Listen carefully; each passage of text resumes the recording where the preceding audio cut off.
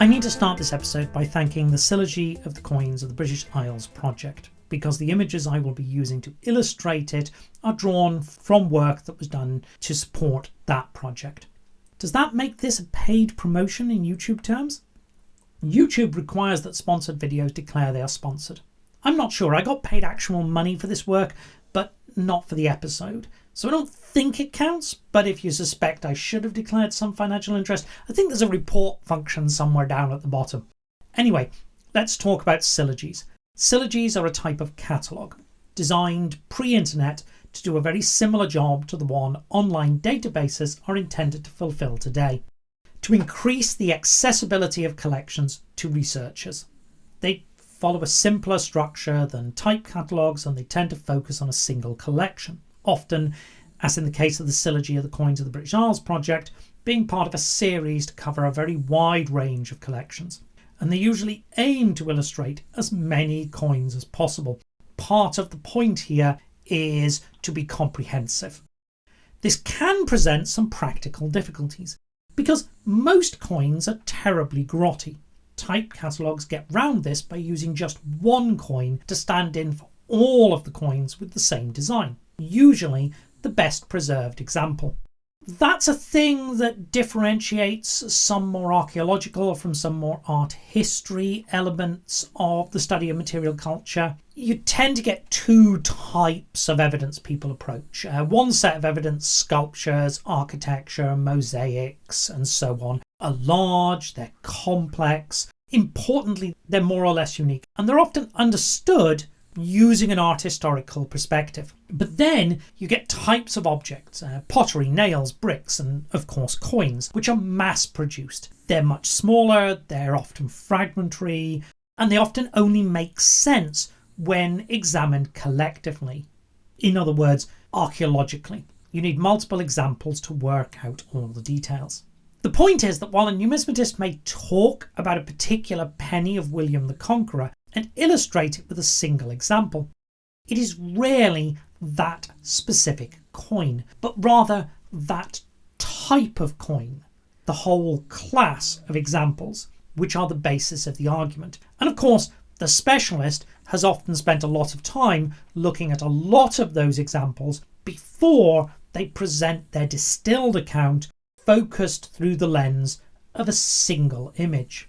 And that is part of the purpose that sylloges perform, to make that data available to the specialist.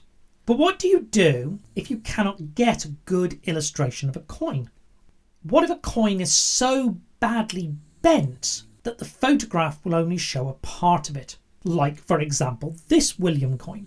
It wasn't uncommon for medieval pennies to be bent. I'm told by colleagues more familiar with the period, this was probably to test them.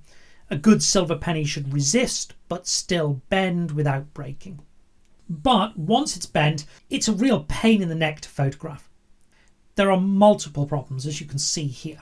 Both the focus and the lighting are an issue. Yes, you can set up a camera with much deeper focal depth, and a little more diffuse all-round lighting would assist you, but you'd still get foreshortening effects because part of the coin is angled away from the camera.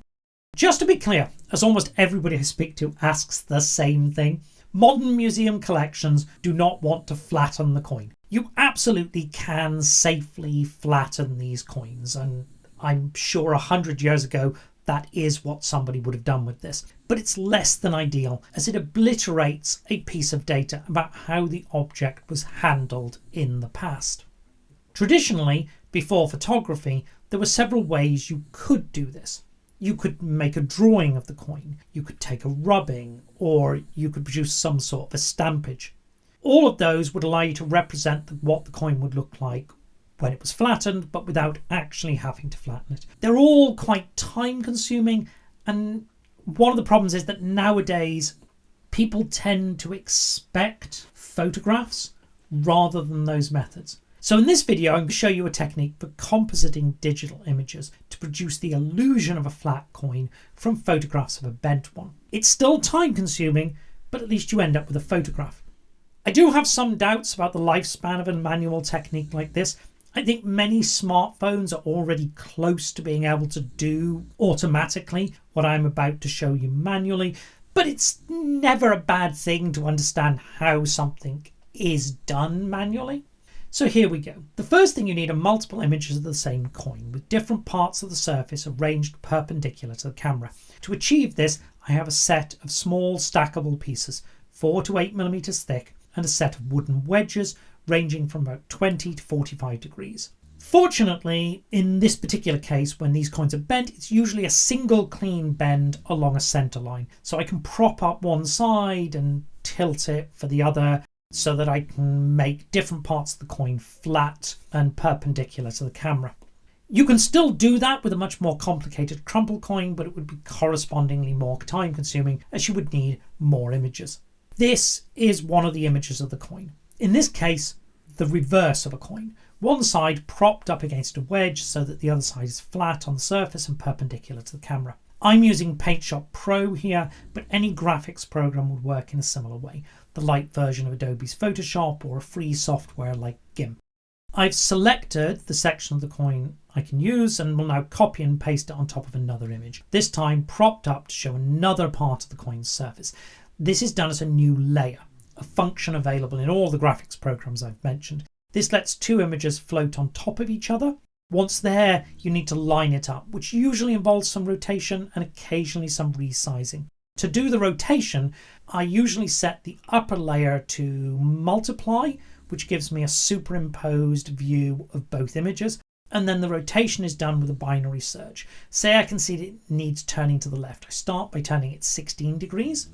If it now needs to turn to the right, I turn it 8 degrees to the right, then 4 degrees to the right or left as appropriate, then 2, then 1, if necessary 0.5, and so on. And this rapidly homes in on the correct orientation.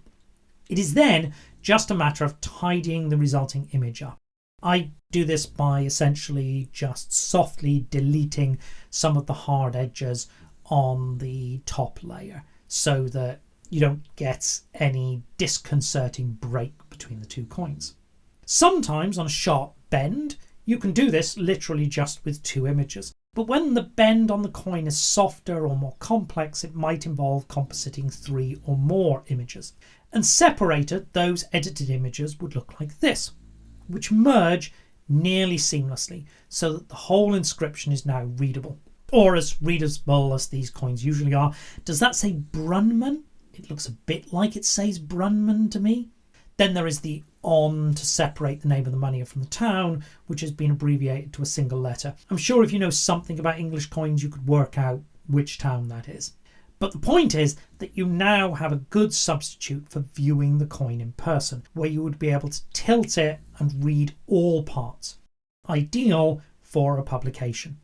A little thing it's worth drawing attention to, composite image is not perfect. There are artifacts in the composite, shadows that just don't quite make sense. You can see those two lines of shadows running from bottom left to top right, though there's nothing to actually cast that shadow on the image. In general, I don't make any effort to remove that sort of artifact from the final images. The composite is an abstraction as much as the drawing is, and I see no good reason to try and hide that from the viewer.